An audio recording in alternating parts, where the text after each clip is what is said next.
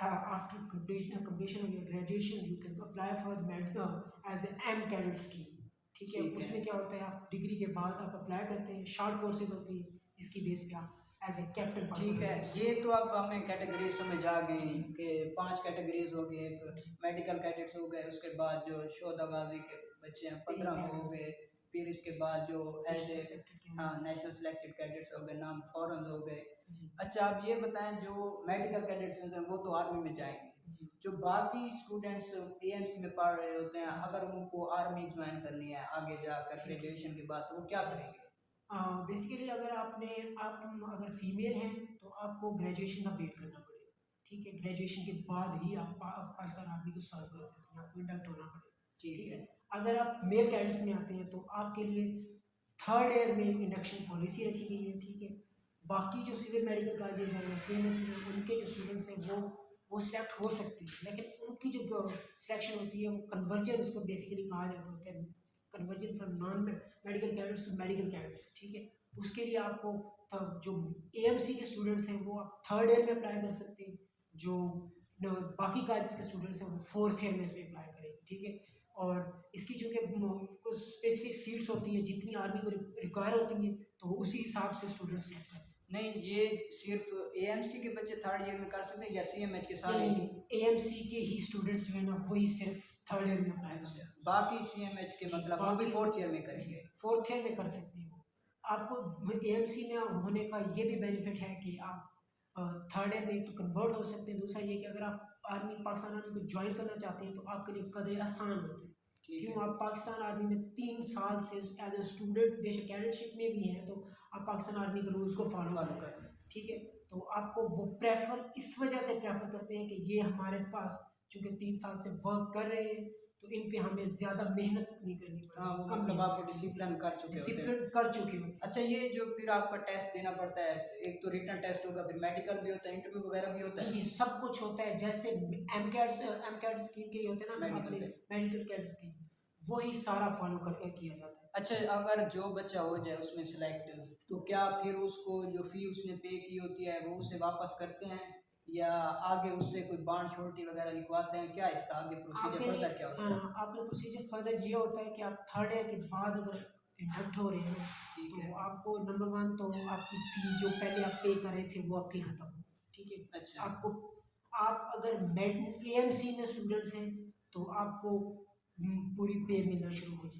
ठीक है, अच्छा, मतलब जैसे मेडिकल कैडेट्स को जैसे मेडिकल कैडेट्स को मिल रही थी आपको भी पे मिलना स्टार्ट हो जाएगी। मतलब फोर्थ ईयर से हो जाएगी? फोर्थ ईयर से आप लास्ट 2 ईयर जो है वो आप पैसे भी लेंगे स्टाइपेंड के तौर पे और आप वो स्टूडेंटशिप में भी होगा।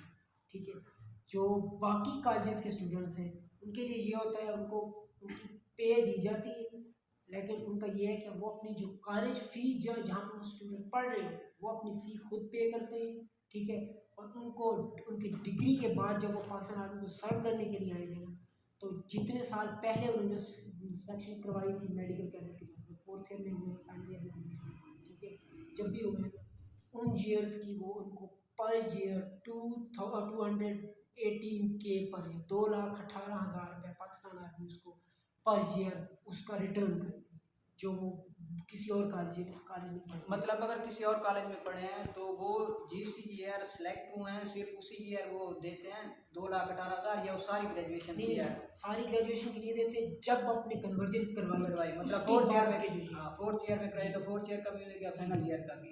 अगर फाइनल ईयर में कराए तो सिर्फ फाइनल ईयर का। अच्छा, ये हो गया, तो इसके बाद आपको वो as a captain doctor select करेंगे जी, तो आप हो गए हैं, तो इसके बाद आपको कोई श्योरिटी बॉन्ड वगैरह लिखवाया जाता है या नहीं? श्योरिटी बॉन्ड अब जब मेडिकल कैडेट के तौर पे आपकी ज्वाइनिंग होती है ना, तो उस टाइम आपसे 13 ईयर का बॉन्ड साइन करवाया जाता है उसी टाइम।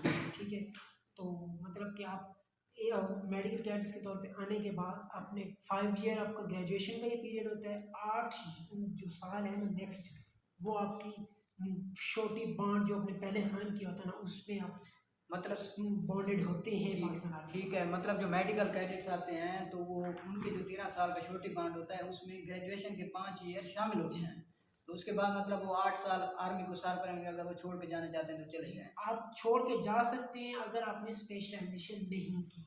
अच्छा, एज ए MO आप अगर वर्क कर रहे हैं, सही 8 साल बाद आप पाकिस्तान आर्मी छोड़ सकते हैं। अगर आपने स्पेशलाइजेशन स्टार्ट कर दी है तो फिर आपका दोबारा से बॉन्ड रिन्यू होगा।